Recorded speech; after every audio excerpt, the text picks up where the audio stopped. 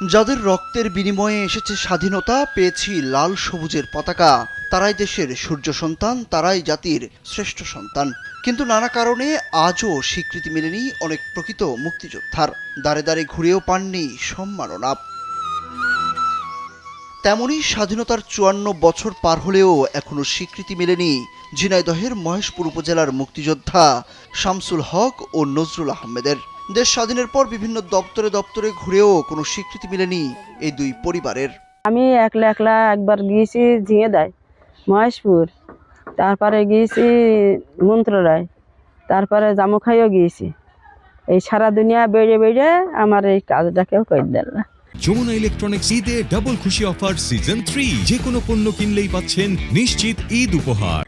সম্রাটটা ইয়ে করলে তারপরেও আমি আমার স্বামী শুনলে হাওয়া হকির কাঁদতো, শুধু বলতো যে আমার কই দিল না, আমার কই দিল না। শহীদ মানে কদিন গিয়েছি যে সাক্ষীরা দুবাইন করলে দিলে না। আমাদের এলাকায় ইসলামপুরের দিকে মেলা লোকই পাইছে, তাদের যুদ্ধ নাই, তারা কিছু করে নাই, তারা আসলের নাম জানে না, তারা গুলির নাম জানে না, তারাও পেয়ে গেছে, তারাও খাইছে, আমরা পাইনি। আমাদের ছিল না, যে আমাদের ওই টাকা সম্বল ছিল না, টাকা দিতে পারলাম না। এত বছর পর যদি আমি এটা পাই আল্লাহর রহমতে, ইনশাল্লাহ আমিও খুশি হব। আমার স্বামীও বোধহয় মরে গেছে অনেকদিন পরে, বোধহয় আজ আমার স্বামীও বোধহয় একটু খুশি হবে, তারা তাও শান্তি পাবে। জানা গেছে, যশোর সেনানিবাস থেকে পাক হানাদার বাহিনী বের হলে প্রথম প্রতিরোধের মুখে পড়ে ঝিনাইদহের মহেশপুর।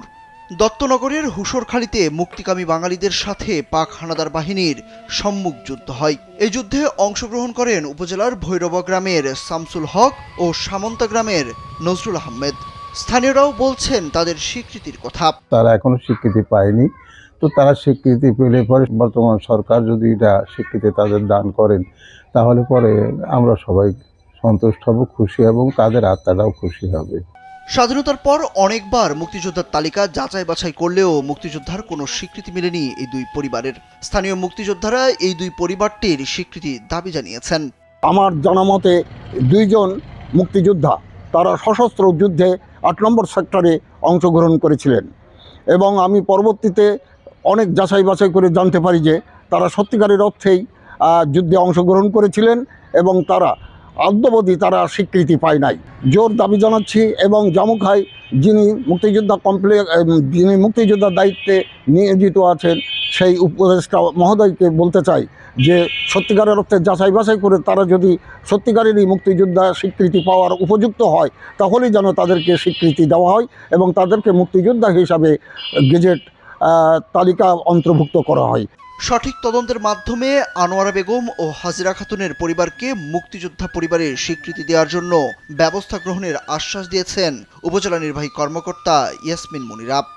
স্বাধীনতার এতদিন পার হয়ে যাওয়ার পরেও যদি কেউ প্রকৃতপক্ষে মুক্তিযোদ্ধা হওয়া সত্ত্বেও স্বীকৃতি না পায়, সেক্ষেত্রে তার যে প্রয়োজনীয় কাগজপত্র আছে এগুলো সহ আমাদের কাছে আবেদন করলে আমরা যাচাই বাছাই পূর্বক এটা মিনিস্ট্রিতে পাঠাবো, এবং ইনশাআল্লাহ তাদেরকে মুক্তিযোদ্ধা স্বীকৃতি প্রদানের সকল ব্যবস্থা উপজেলা পোষণ করবে। যাদের আত্মত্যাগে আজকের এই বাংলাদেশ, সেই বীর শহীদদের পরিবারকে স্বীকৃতি দিতে প্রয়োজনীয় ব্যবস্থা নেবে সরকার, প্রত্যাশা এলাকাবাসীর। সুরুজ আহমেদ, কালবেলা।